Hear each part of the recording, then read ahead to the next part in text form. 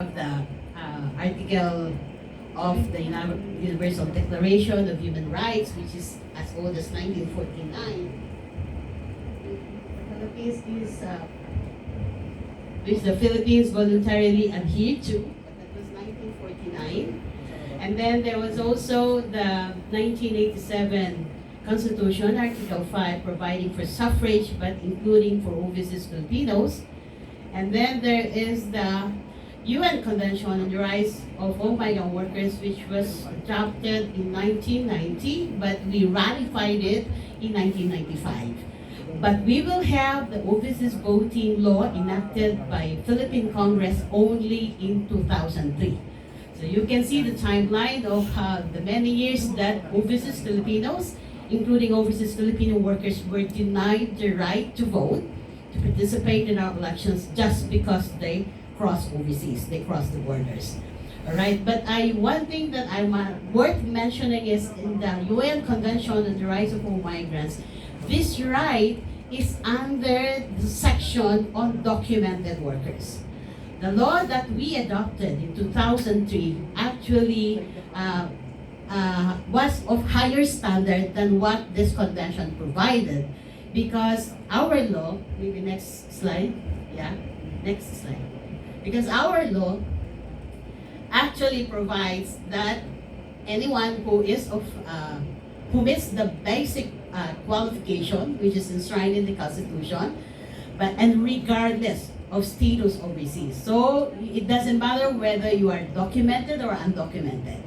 For as long as you meet the minimum requirements of being a Filipino citizen, at least 18 years of age, and of course the domicile is one of the issues that delayed the whole process of adopting by Congress in 2003. So, so we are much higher in terms of the standards that we provided in the law.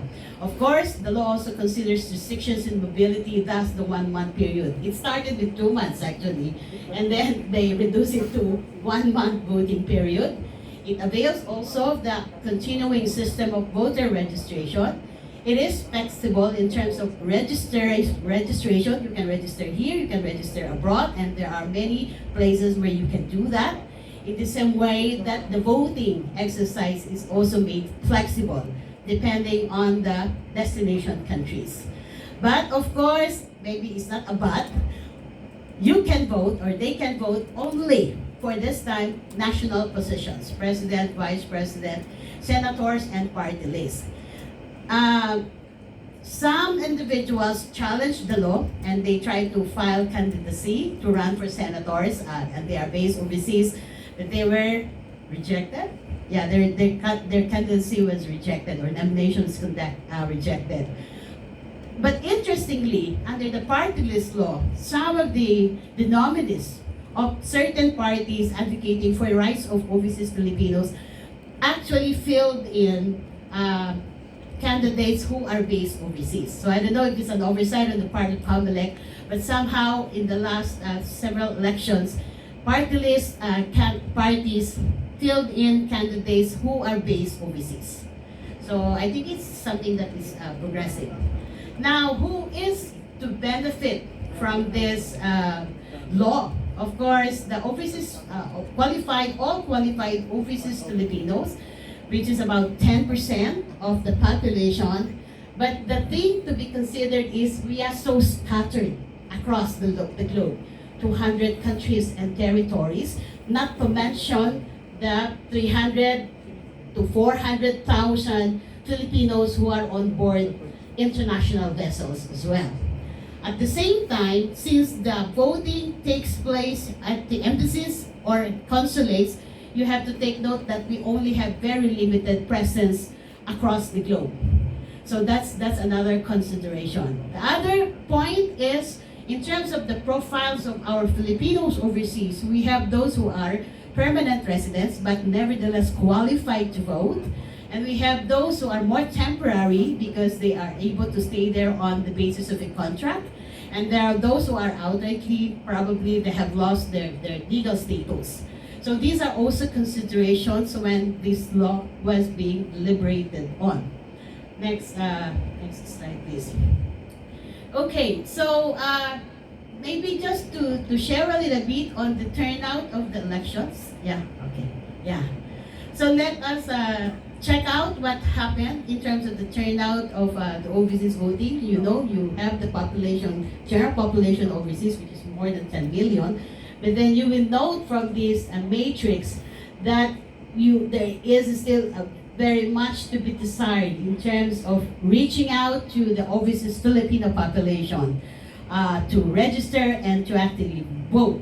But interestingly, for example, on the first exercise in 2004, which only left us a very few months because the law was adopted in February 2003, and then we had the presidential elections 2004. Very short time to prepare, to register, and all that.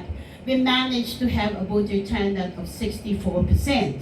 And then, of course, you will observe that in between presidential elections, the turnout was very low, almost this month, to the point that some of the parliamentarians were actually suggesting that we can probably scrap the law because it's so expensive. But then very few are going to the polls and all that. But of course, you do not measure the right just by doing the resources that you spend.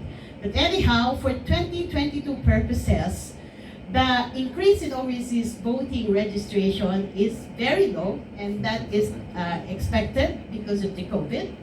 But at the same time, the turnout was the highest so far at 39.06%.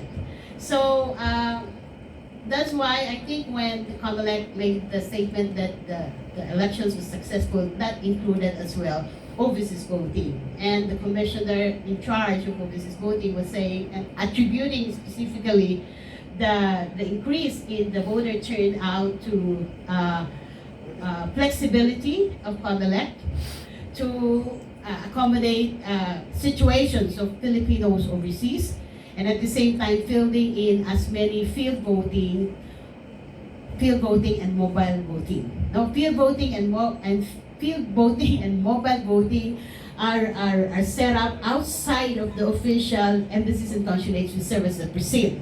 You know, so they are set up in places where there is high concentration of registered voters. And so, you know, they go there so that the workers do not have to go to the embassies and consulates. So this slide, the two slides actually came from the COMELEC Overseas Voting Office when we had our debriefing last month, no? So I'm using them, and of course I acknowledge that these came from COMELEC.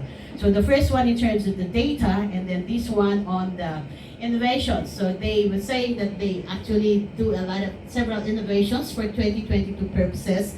And I must add, because they did not say about the fielding of mobile and field voting, which was being highlighted by the commissioner when they announced the success of the elections. But of course, the other question related to that was they did set up field voting, which was of course being funded by COMELEC, as opposed to mobile voting, which is being funded by the consulate or the embassy. But then it should be accompanied by thorough, wide information dissemination, so the voters would know that there's such a schedule in very definite places